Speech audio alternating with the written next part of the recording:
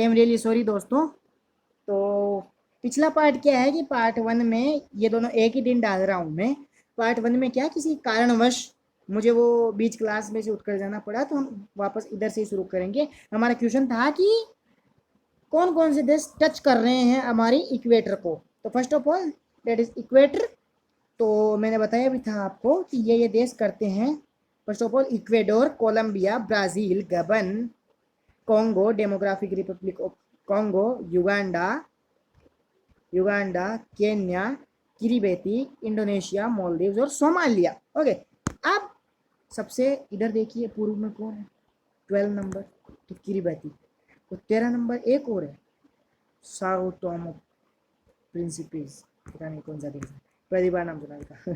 सही बता रहा हूँ मैं, सिलेक्टेड तो हूँ लेकिन नाम पहली बार सुन रहा हूँ। अब ये है हमारा इंडोनेशिया। अब इंडोनेशिया, अब ये देखिए ये 0 डिग्री इक्वेटर ये जा रही है। ओके, एंड इंडोनेशिया का ये मेडन और ये जकार्ता और ये जावा। जावा इधर रह गया है लगभग 9 डिग्री के आसपास। आगे बढ़ते हैं। तो आगे बढ़ने के साथ साथ एक बात कहना चाहूँगा कि जो नए बालक बालिकाएं आए हैं पढ़ने के लिए, जो कि विशेषकर ये चैनल यूपीएससी और पीसीएस वालों के लिए है, जो इनके अलावा है वो अभी तुरंत प्रभाव से इस क्लास को देखना छोड़ दें। ठीक है, ये जो सीरीज़ है ज्योग्राफी थ्रू पीवाईक्यूज की, ये केवल और केवल मेंटरशिप प्रोग्राम वालों के लिए एक रिवीजन है। और उसके अलावा जो कि नए विद्यार्थी जो कि तैयारी करना चाहते हैं उनके लिए क्वेश्चन मार्क है कि पीवाईक्यू कैसे आते हैं, हमें किस अप्रोच से पढ़ाई करनी है। तो जो कि 25-26 वाले हैं उनके लिए एक टारगेट बैच हम अगली साल लॉन्च करेंगे, मेंटरशिप बैच, जो कि हमारा अभी चल भी रहा है उस तरह से। तो अगली बार देख लेना आप, लेकिन हमारे से अभी आप जुड़ सकते हैं चाहिए चाहे तो। आगे बढ़ते हैं। अगला, निम्न में से कौन सी अवसादी चट्टान की जैविक रूप होते हैं। प्रश्न को तोड़ना सीखे। निम्नलिखित में से कौन सी अवसादी चट्टान के जैविक रूप से बनी है। इनमें से कौन सी अवसादी चट्टान के जैविक रूप। व्हाट इज अवसादी चट्टान। अवसादी मीन्स अवसाद, अवसाद मीन्स सेडिमेंट, सेडिमेंट मीन्स एक हथौड़ा लो, एक पत्थर के टुकड़े टुकड़े कर दो तो वो उस पत्थर के सेडिमेंट हो गए। ठीक है, तो इसका उत्तर होगा शेल। शेल इसका उत्तर है। Shale any of a group of fire grain laminated sedimentary rocks.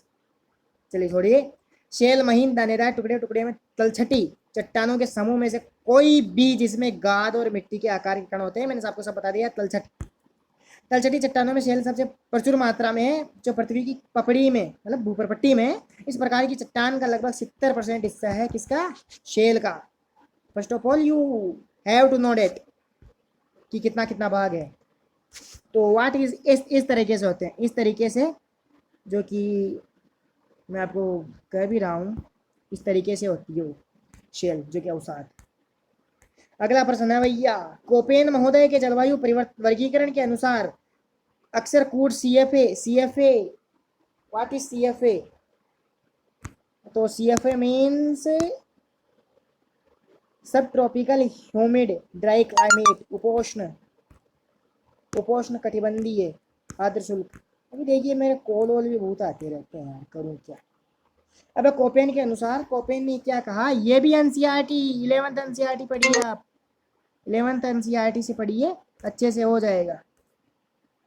ठीक है, first of all I am really sorry यार, मेरे क्या की गृहस्थी आदमी हूँ, धंधे अंधे बहुत मतलब उलझा रहता हूँ। ठीक है, ऐसा है कि कोपेन के अनुसार जलवायु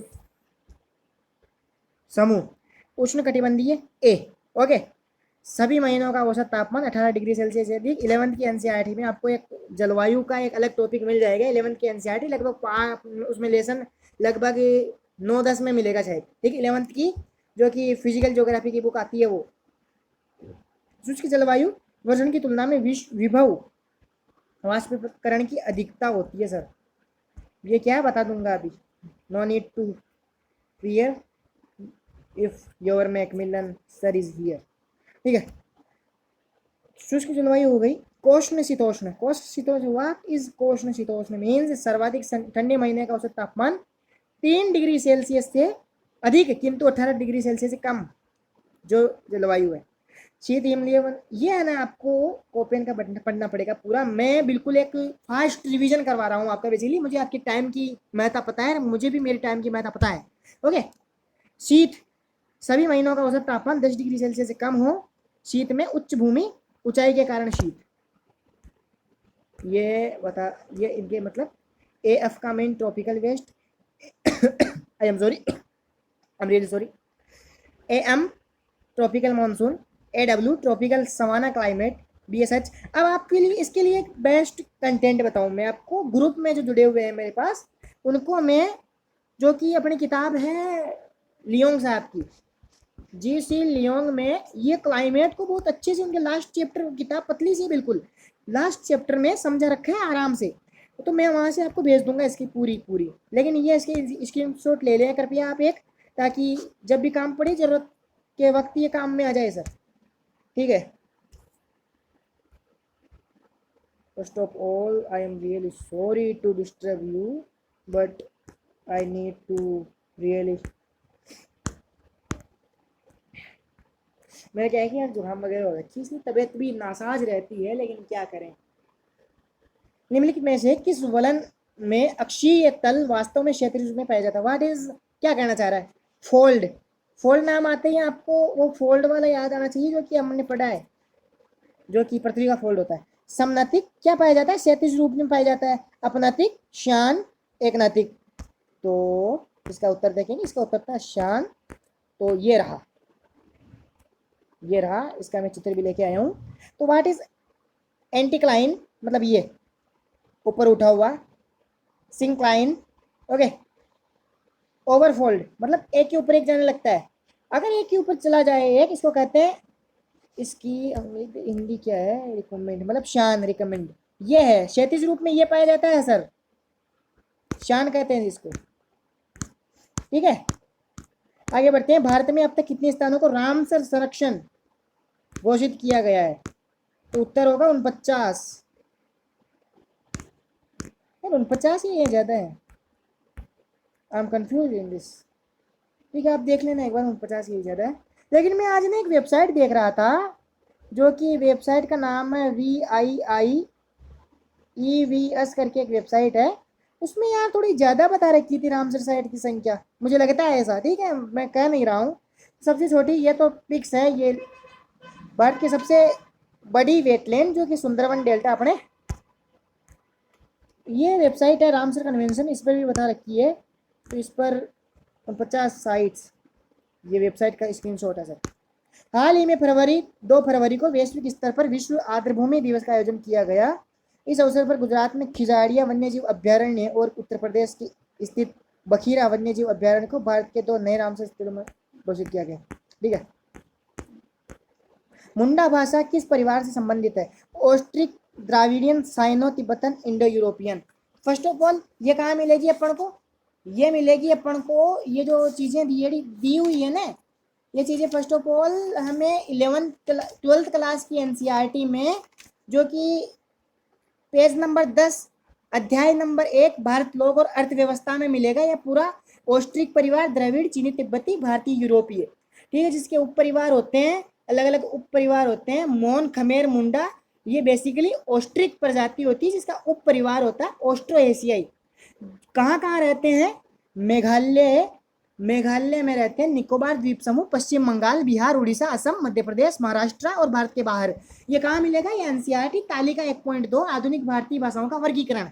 इस तरीके से जो मैं बोल रहा हूँ ना, उस तरीके से कमांड होनी चाहिए आपकी एनसीईआरटी पर, चाहे कुछ भी करो। मुझे मतलब जो कंटेंट में बता रहा हूँ ना आपको, बिना रुके जो मैंने बता दिया वो आपको पढ़ना होगा सर। तो ऑस्ट्रिक इसका उत्तर होगा। तो बता दूं, मुंडा भाषाएं बता दिया, मध्य और पूर्वी भारत में उत्तरी मुंडा, दक्षिणी मुंडा भाषा, इस भाषा का बंगाल, ओडिशा, झारखंड, छोटा नागपुरी, भटारा में बोली जाती है, इसकी कुरकू, संताली, मुंडाई, भूमिज और हो भाषाएं शामिल है। अब है दक्षिणी मुंडी भाषाएं, हल्बी और कुई। ओडिशा, हल्बी और कुई प्रश्न पूछा जा चुका है सर। आंध्र प्रदेश और उड़ीसा के सीमावर्ती क्षेत्र में बोली जाती है। तो 2021 में प्रश्न पूछा जा चुका है कि भारत के संदर्भ में हल्बी, हो और कुई पद किससे संबंधित है? तो नृत्य रूप वाद्य यंत्र प्राग ऐतिहासिक काल का जो गुफा चित्रकला, इसमें होगा जनजातीय भाषा। ओके, अगर एनसीईआरटी पर कमांड है तो ये भी हो जाएगी, वरना सुएज नहर के बारे में कौन सा कथन सही नहीं है? सही नहीं है। इसका निर्माण 1769 में हुआ। भूमध्य सागर को लाल सागर से जोड़ती है। इसमें 6 जलपास तंत्र और जहाज जलपासों के लिए होते हुए विभिन्न तलों को पार करती हैं। ये हिंद महासागर के लिए यूरोप का एक प्रवेश द्वार प्रदान करती है। इसका उत्तर क्या होगा? तो इसका उत्तर होता है कि इसमें 6 जलपास निकाय और जलपासों की, ये गलत है इसमें स्टेटमेंट, और बाकी सही है। तो देख लीजिए, ये सुएज नहर, ये वाली, ये जो कि ये 16,000 किलोमीटर की दूरी को मात्र 10,000 किलोमीटर में बांटती है। ये नहीं। ओके, आगे बढ़ते हैं। तो ये रही सुएज नहर जो कैनाल, ये रही, ये इजिप्ट में है बेसिकली। तो ये देखिए, ये यूरोप को सीधे भारतीय उपमहाद्वीप से जोड़ती है। लगभग 11,600 किलोमीटर, 7,200 माइल्स की है ये। अगर वैसे गधों की तरह आए तो इधर से लगभग 19,800 किलोमीटर का ये सफ़र पड़ता है। मानव निर्मित नहर है, मिस्र में है, भूमध्य सागर और दक्षिण भाग को लाल सागर के उत्तरी भाग से जोड़ती है। Point to be noted. किसने बनाई थी? फ्रांसीसी इंजीनियर फर्डिनेंड की देखरेख में इसका निर्माण शुरू हुआ। 1829 में यातायात के लिए खुल गई थी। ओके, 2 जलयान नहीं रुक सकते हैं, लेकिन जब एक जलयान निकलता है तो दूसरा उसकी गोदी में बांध दिया जाता है। इस प्रकार दिन में अधिकतम 4 जलयान निकलते हैं। ओके, हाँ, पृथ्वी के वातावरण के तापमान की सामान्य ह्रास अवनति की दर कहाँ पर 0 डिग्री तक गिरती है? अवनति क्या है? सामान्य तापमान ह्रास दर क्या? नॉर्मल लैप्स रेट, नॉर्मल, तो ये होता है 6 डिग्री सेल्सियस प्रति 1 किलोमीटर। तो सेम सोप सीमा के ऊपर इसका उत्तर होगा। आगे बढ़ते हैं। आज हम केवल 200 स्लाइड्स करेंगे। बिल्कुल। लोकटेल झील किस राज्य में स्थित है? तो दिस राज्य इज बर्न, मतलब जल रहा है सर ये राज्य। तो मणिपुर, मेरे हिसाब से मणिपुर होगा सर। ओके, हाँ मणिपुर ही है। ये बहुत लोकटेक झील पे ना यूपीएससी टिप्पणी वाले सवाल पूछती है। टिप्पणी मतलब 1, 2, 3% दे दिए। मेंस की बात कर रहा हूँ, उसमें भी आया हुआ है लोकटेक झील। एक बार कुछ एक शब्दों में लिखना था इसको। लोकटेक झील 2006 में प्रश्न आया हुआ है। 2006 में मणिपुर में कुछ लोग लटकी हुई गाद से बंधे अप्रतण और सहिती वनस्पति के तैरते हुए द्वीपों पर बने हुए मकानों में रहते हैं। इन द्वीपों को क्या कहते हैं? सर आप मणिपुर पढ़ ही रहे हो ना, तो अच्छे से पढ़ो। लोकटेक झील द्वीप, झील द्वीप, कनेक्टेड करके पढ़ो, कनेक्टेड करके। ठीक है, इसका उत्तर क्या होगा? इसमें तिपिस, बारखस, फुमारिस, इस्बा, तो इसका उत्तर होगा अपना। अब ये देखिए, ये प्रश्न आया हुआ है सर। निम्नलिखित में से कौन सा नेशनल पार्क इसलिए अनूठा है कि प्लवमान फ्लोटिंग वनस्पति से युक्त स्वयं होने के कारण समृद्ध जैव विविधता को बढ़ावा देता है? ठीक है, इसका उत्तर होगा B, Keibul Lamjao national park. Screenshot लीजिए इसका, और इन चारों के जो ऑप्शन है उनको वापस जाके एक बार क्रॉस चेक कीजिएगा। तो ये है रही अपनी लोकटेक रिवर इन मणिपुर, और this is the Loktak river रील। मणिपुर की लोकटेक झील में विश्व का सबसे लंबा और एकमात्र तैरता हुआ पुल केबुल लामियाओ नेशनल पार्क, तैरता हुआ पार्क है sir, park, I am sorry, पुल नहीं पार्क।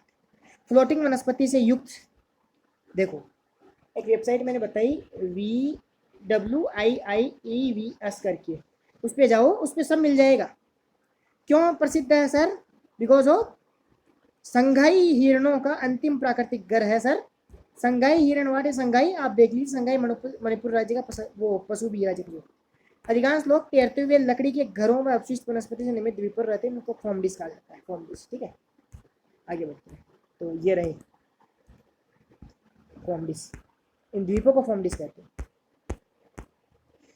कौन सी मुख्य दीर्घ पट्टिका है? मतलब प्लेट, पैसिफिक प्लेट, मतलब प्लेट की बात कर रहा है basically. Pacific, Cocos, Arabian, Philippines. तो पैसिफिक प्लेट, क्योंकि पैसिफिक प्रशांत महासागरीय प्लेट है, सबसे भारी प्लेट है और उसकी गति सबसे कम है। और ये प्लेट्स आ गई। प्लेट्स का भी बातें पढ़ेंगे, टाइम की कमी के कारण हम बहुत शॉर्टली रिवीजन कर रहे हैं बेसिकली। ये मेजर टेक्टोनिक प्लेट, ये यूरेशियन प्लेट हो गई, ये अफ्रीकन प्लेट, ये अरेबियन प्लेट, ये इंडो ऑस्ट्रेलियन प्लेट हो गई इधर से, ये फिलीपाइन प्लेट हो गई, और ये इधर पैसिफिक प्लेट अपनी, क्योंकि पूरी महासागरीय प्लेट है। देखो महासागरीय प्लेट में अंतर क्या होता है, तो बिकॉज ऑफ महासागरीय प्लेट में जल भरा होता है और जल भारी होता है, इसलिए ये प्लेटें लगभग भारी होती है। तो हमारी महासागरीय प्लेट एकमात्र जो है उसका नाम है पैसिफिक प्लेट, याद रखिएगा। स्थल मंडल किससे बना है, ऊपरी और निचली मेंटल से। बिल्कुल बच्चों वाला सवाल है, मैं इसको ज्यादा नहीं पढ़ा रहा है। इसका उत्तर होगा स्थल मंडल क्रस्ट और सबसे ऊपरी ठोस मेंटल से बना हुआ है। Thank you sir. अब वृत्त ज्वार वाटा किसे संदर्भित करता है, उच्च और निम्न ज्वार वाटाओं के केंद्र समुद्र तल में अधिकतम अंतर। इसका उत्तर जो कि सिर्फ 2-3 जनों ने लिख के भेजे थे, जो कि मैंने आपको आंसर राइटिंग कराते वक्त भी जो मेंटरशिप प्रोग्राम में जुड़े हुए हैं उनके लिए था। तो दिस इज उत्तर, उच्च और निम्न ज्वार भाटाओं के दौरान समुद्र तल में अधिकतम अंतर। अब आता है वायु साहित्य में संदर्भ में निम्नलिखित में से कौन सा एक सही नहीं है। वायु साहित्य या तो उष्ण कटिबंधीय ध्रुवीय प्रदेश में बनता है, महाद्वीपों और उसके महासागरों पर विकसित होता है, चक्रवाती अवस्था में विकसित होता है, मौसम की स्थिति को बदल देता है। तो इसका उत्तर होगा 3C, मतलब चक्रवाती अवस्था में विकसित होता है। आगे बढ़ते हैं। कैंपोस लानोस उष्ण कटिबंधीय सवाना घास आमतौर पर कहाँ पाए जाते हैं, तो ये नाम दिए गए हैं। ये आपको कहाँ मिलेगा, तो ये आपको मिलेगा 12th की एनसीईआरटी है। 12th की एनसीईआरटी है, अपने 2 एनसीईआरटियाँ हैं, एक तो भारत लोक और अर्थव्यवस्था होगी, एक और अर्थव्यवस्था है मानव भूगोल करके है। उसमें चैप्टर है एक पूरी की पूरी बेस्ड, मतलब उसमें ही है भू संसाधन तथा कृषि के ऊपर बेस्ड है वो, तो उसमें मिल जाएगा आपको ये। दक्षिण अमेरिका। घास के मैदान क्या क्या है, घास के मैदान को हम डिफाइन करें तो उष्ण कटिबंधीय के अलग है, शीतोष्ण कटिबंधीय के अलग है।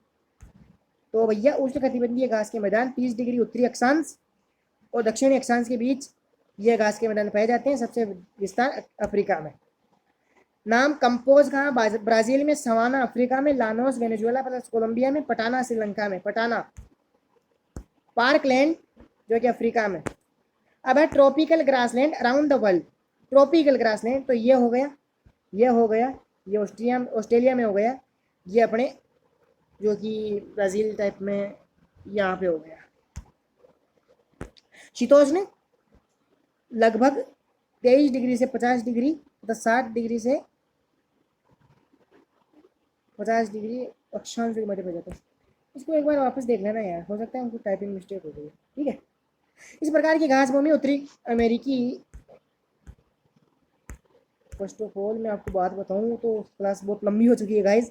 इस प्रकार की घास भूमि उत्तरी अमेरिका, दक्षिणी अमेरिका और अफ्रीका, यूरोप और ऑस्ट्रेलिया में पाई जाती है। ओके। नाम steppe Europe, down Australia, prairies उत्तरी अमेरिका, कनाडा, बेल्ट दक्षिण अफ्रीका, पंपास अर्जेंटीना। पंपास का बहुत प्रश्न पूछा था इसको, और कैंटरबरी जो कि न्यूजीलैंड में है। तो ग्रासलैंड टुंड्रा हो गया, स्टेपीज हो गया, सवाना, वेल्डिट, सवाना, पंपास, ये इधर पंपास इधर भी है, पेरिस देख लेना आप। अब है अंगूरों के उत्पादन में किन ऑस्ट्रेलिया शहर की सामान्य विशेषज्ञता है, एडिलिन, डार्विन, होबार्ट, ब्रिस्बेन। वापस पढ़िए। Grapes production is a common feature of which one of the following Australian series. अंगूर उत्पादन जो कि भूमध्य रेखीय, जो भूमध्य अक्षांश पर जो ज्यादा है उनको अंगूर उत्पादन ज्यादा होता है उनको। ठीक है, चाहे कौन सा भी देश हो, भूमध्य रेखा पर जो स्थित है। तो फर्स्ट ऑफ ऑल भूमध्य रेखा पर अपने एडिलेड जो ऑस्ट्रेलिया का जो देश है, लगभग भूमध्य पर, जैसे कि अभी फ्रांस टाइप में जो है उनको भी ज़्यादा मतलब मदद मिलती है इससे। ठीक है, अगले प्रश्न की ओर बढ़ते हैं। तो उष्ण व शुष्क पवन शमल जो कि एक स्थानीय हवा कहाँ पाई जाती है, पूर्वी पश्चिम अमेरिका का शमल। व्हाट इज शमल, वेयर, स्थानीय हवा, शुष्क हवा है, उष्ण शुष्क मतलब ड्राई। तो आपने जो ड्राई विंड्स और जो कि अपने सीजनल विंड्स में अपने जो टॉपिक है उसमें लिख रखी है, उसमें ये जोड़ लेना जरूर। तो मेसोपोटामिया ये इधर मिडिल ईस्ट टाइप में। वर्षा का व्युत्क्रमण किससे संबंधित है, व्युत्क्रमण reversal of rainfall associated with. Okay, mountain rain, सामान्य वर्षा, चक्रवातीय वर्षा, चक्रवाती वर्षा शीतोष्ण है, उष्ण कटिबंध अलग अलग है, ये पर्वतीय वर्षा में होता है। आगे बढ़ते हैं तो हम 150 पेजेस तक करेंगे, 144 हो चुके हैं भैया। तो निम्नलिखित में से कौन सी एक नदी पश्चिम से पूर्व की ओर बहने वाली नदी नहीं है? पेरियार, भरतपुजा, पाम्बा। भरतपुजा जो कि मुझे लगता है कि अपने केरला में होनी चाहिए, या सॉरी गोवा में होनी चाहिए। पाम्बा ताम्रपाणी। तो फर्स्ट ऑफ ऑल ताम्रपाणी, तो ये नदियां हैं, और ये देखिए पेरियार, बैपुर, और ये ताम्रपाणी ये इधर इधर जा रही है गल्फ ऑफ मन्नार की खाड़ी में। ओके। पृथ्वी के घूर्णन का पर्यावरणीय प्रभाव निम्नलिखित से कौन सा सही है? दिवालोक अथवा वायुताप में दैनिक आहिक आवर्तन सामंजस्य। वायु तथा जल दोनों का प्रवाह पथ एक तिरछे, ये अब देखिए ये है मंगल ग्रह से हुआ अनुवाद। ये है which of the following is और are environmental effects of rotation of the earth. Daily और diurnal rhythm on the day and light and air temperature. Flow path of both air and water are turned consistently in the sideward direction the moment of tides. Okay, तो ये पहले दिया गया है, इसका उत्तर होगा केवल 1 2 3, मतलब सभी। अब है कि महासागरीय धाराओं में से कौन सी एक शीत महासागरीय धारा नहीं है? शीत महासागरीय धारा, इसका मतलब कहाँ से आनी चाहिए भैया? वो इधर से ऊपर से आनी चाहिए या नीचे से जानी चाहिए। ओके, तो फर्स्ट ऑफ ऑल आपको याद होना चाहिए क्यूराशियो जो कि जापान के आसपास क्यूराशियो आयाशियो होती है, तो क्यूराशियो उत्तर होगा इसका।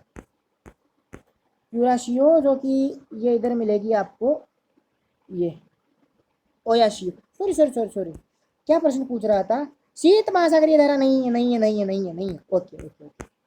तो बाकी हम कल पढ़ेंगे, और अच्छे से पढ़िएगा। ये सीरीज मैंने यूट्यूब पर इसलिए फ्री दी है ताकि बच्चे जो कि नए नए इस फील्ड में उतरते हैं उनको पता चल जाए अपनी कि कैसे पढ़ना है, क्या नहीं पढ़ना है। और ये सॉरी, मैं माफ़ी चाहूँगा, इसके 2 पार्ट हो गए। मैं बनाना तो एक ही वीडियो चाहूँगा, लेकिन आप समझ सकते हैं मेरी मतलब मजबूरियाँ रही होगी। वो लाइन मैंने कल भी बोली थी कि साहब यूं ही कोई हर एक बेवफा नहीं होता साहब, कुछ ना कुछ मजबूरियाँ रहती है, ठीक है? तो मजबूरियाँ रहती हैं, और अच्छे से पढ़िए। कल जो पार्ट फर्स्ट और सेकंड में यही दे रहा हूँ, थर्ड पार्ट आएगा कल, और फोर्थ पार्ट, लास्ट वाले पार्ट जो कि फर्स्ट पार्ट मैंने दिया था उसका आई एम सॉरी कि मैंने आपको जाते जाते थैंक यू नहीं कहा था, क्योंकि उसी वजह से मुझे रोकना पड़ा था। Thank you. तो thanks to all for watching. मेरी वीडियो को देखने के लिए आपको बहुत सारा प्यार। और मैंने आपको आज 12th की एनसीईआरटी जो बताई है उसको ज़रूर पढ़ लेना, जो टॉपिक बताए उनको पढ़ लेना। और जो कि आप सोच रहे होंगे विदेश नीति कहाँ है भैया, कल तो आपने पढ़ा दी, आज क्यों नहीं पढ़ा रहे हो? पढ़ा दूंगा, जरा सब्र करो, रुको। और तब तक के लिए नई वीडियो कल आएगी। कल तक के लिए जय हिंद, जय भारत, जय माता दी।